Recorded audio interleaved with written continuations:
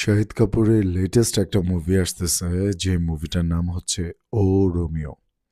এই মুভিটার ডিরেকশন দিয়েছেন বিশাল ভারদ্বাজ, যিনি আগেও শাহিদ কাপুরের সাথে হায়দার এবং কামিনে এই দুইটা মুভি করেছিলেন।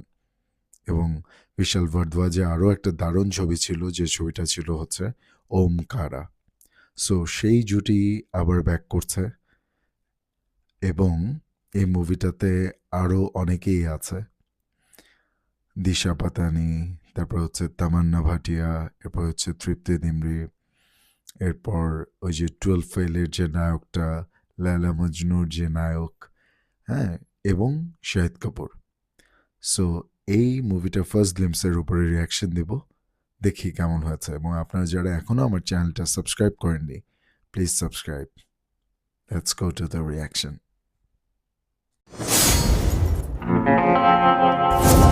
ওকে, শুরু হলো।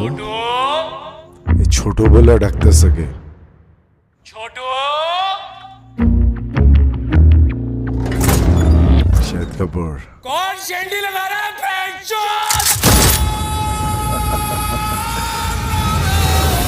Like it।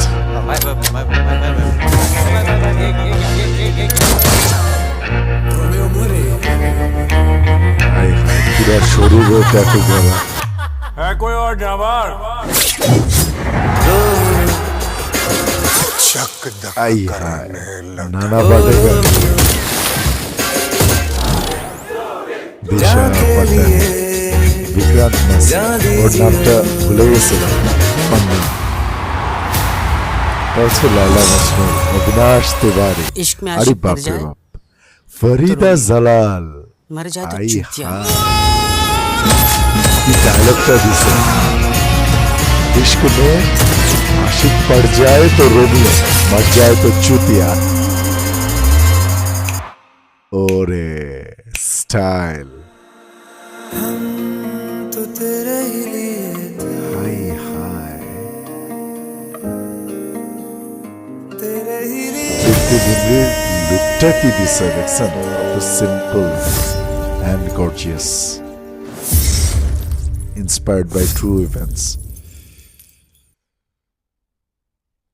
ওকে, সো এটা ছিল হচ্ছে ও রোমিও। ও রোমিও এই মুভিটার ফার্স্ট গ্লিমস ছিল হচ্ছে এটা। সো আমি যেটা বলবো আর কি, যে বিশাল ভারদ্বাজের যে মুভিগুলা, সেই মুভিগুলা কিন্তু একটু ডিফারেন্ট হয়, অন্যরকম হয়। যেমন হ্যাদার, এই মুভিটা কিন্তু ছিল উইলিয়াম শেক্সপিয়ারের যে হ্যামলেট, ওইটার অনুপ্রেরণায় ওইটা নিয়ে বানানো।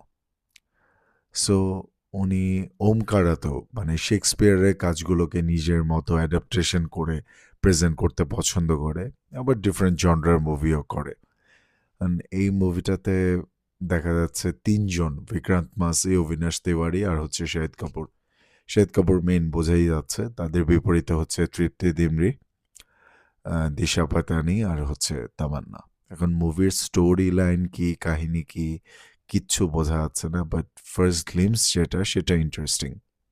এই যে বোঝা যাচ্ছে না, এই জিনিসটাই হচ্ছে ইন্টারেস্টিং। আর শাহিদ কাপুরকে কেন জানি কবির সিং এর পর থেকে এই ধরনের ক্যারেক্টারগুলা মানায়, মানে ও ক্যারি করতে পারে খুব ভালো। সো আমার কাছে এটাই মনে হলো। এই মুভিটার একটা গানও চলে আসছে, ওইটার উপরে রিয়াকশন আমার এখনো দেওয়া হয়নি। সো আমি যতটুকু বলবো যে আমার কাছে ভালোই লেগেছে, মানে একটা ইন্টারেস্ট গ্রো করতেছে মুভিটা দেখার জন্য, যে মুভিটা কি নিয়ে আসলে। আর সবচেয়ে সারপ্রাইজিং ব্যাপার যেটা ছিল, সেটা হচ্ছে নানা পাটেকরের ওই যে বলতেছে ধক ধক করনে আর হচ্ছে ফরিদা জালাল। মানে এই মানুষটাকে আমি ব্যক্তিগতভাবে অনেক সম্মান করি।